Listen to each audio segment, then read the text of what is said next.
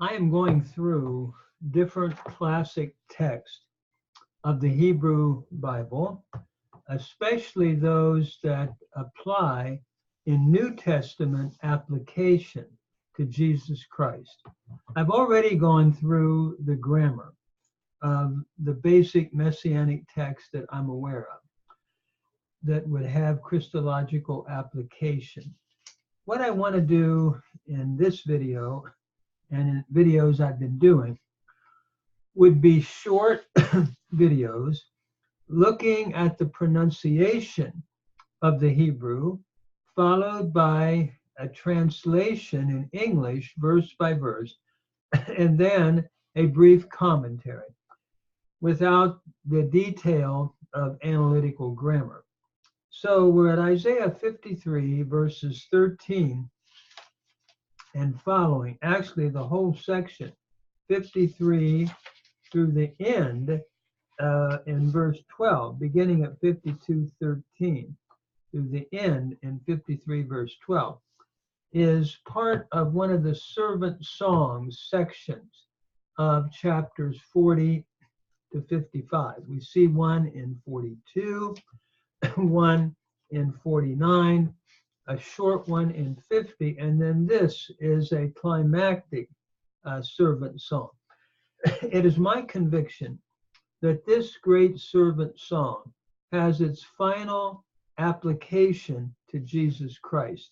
And I personally see it as a directly messianic song. It is interesting that in Isaiah 40, Israel, we're told, in the Babylonian captivity, suffers double for all of her sins, where here we see an innocent suffer. So to apply this text to Israel, or even a righteous remnant suffering in the Babylonian captivity, I think really doesn't fit with Isaiah chapter 40, where everyone has suffered for their own sins. Even Isaiah 6 says he's a man of unclean lips. Therefore, I believe we're looking at an innocent sufferer, and that innocent sufferer who suffers for all others, I believe, is Jesus Christ, seen through the New Testament teaching and application. It is interesting, in Acts 8, this very text of Isaiah 53 was applied by Philip the evangelist to the Ethiopian eunuch. We also see the text applied to Christ in 1 Peter chapter 2, who being reviled did not revile back, and so forth. So as I look at the text, I'm going to read the Hebrew, translate it into English, and then do a brief commentary, and I'll break it up into several parts so that the video won't be extremely long. So we begin at verse 12, actually verse 13, I should say. So it reads, Hene yaskil abdi, yarum benisa begava me'od. Behold, my servant shall prosper, or be caused to prosper, or deal wisely. He shall be lifted up, or he shall be raised, he shall be lifted up, and he shall be exceedingly high. Then in verse 14, Ka'asher shamamu alecha rabim, kain mishchat me'ish marehu, v'toharo mibnei adam. Translated into English, verse 14, according as many were astonished at you, thus there was a marring beyond a man of his appearance, or his visage or appearance, and his form beyond that of the sons of men. In other words, the translation again, applying it to what his appearance looked like. Then verse 15. Kein yazeh goyim rabim, alav yikpetsu melechim pihim, ki asher lo supar lahem ra'u, va'asher lo shamu'u hit bonanu. Translated, thus will he sprinkle or cause to sprinkle many nations. Many will close their mouths at him.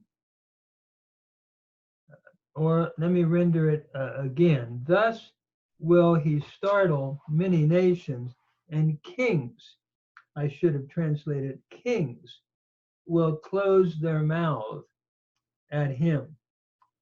For that which has not been told them, they will see, and that which they have not heard, they will understand.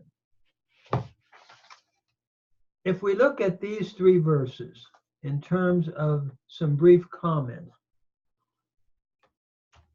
notice we're looking at the suffering servant, which I believe applies ultimately and predictively in a direct messianic prophecy to Christ.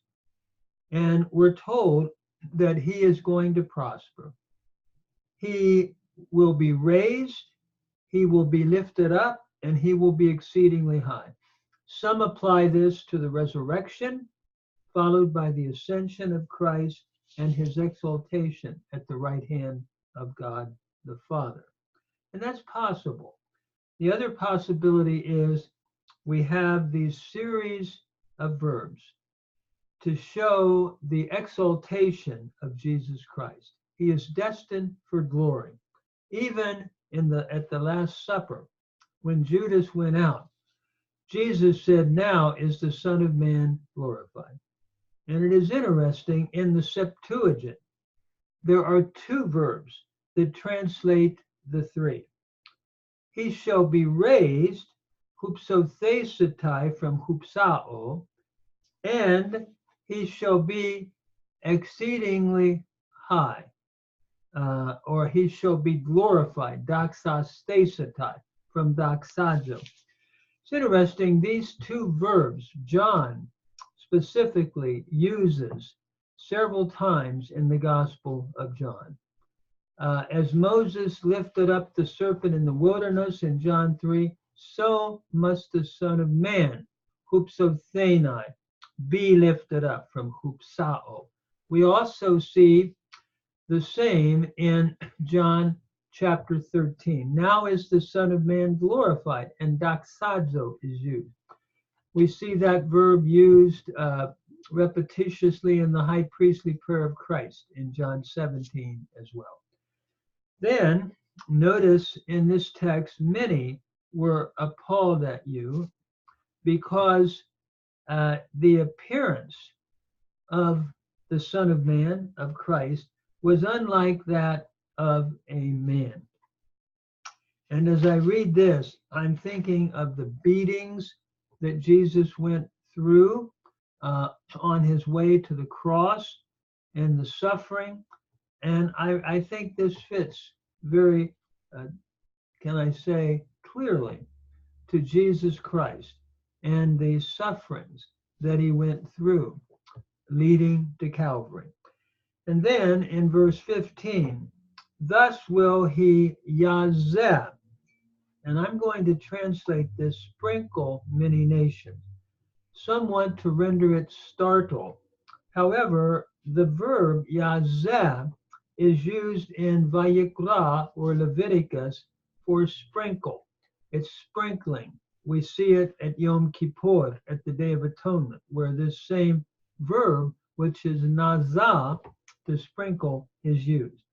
And so I believe it's looking at Christ through his sacrificial death, who would sprinkle many nations by his blood sacrifice, or the sacrifice upon the cross. Paul will write, we have redemption through his blood in Ephesians chapter 1, looking at the atoning work of Jesus Christ. And then kings will shut their mouths at him. In other words, even kings will have to bow before the King of Kings.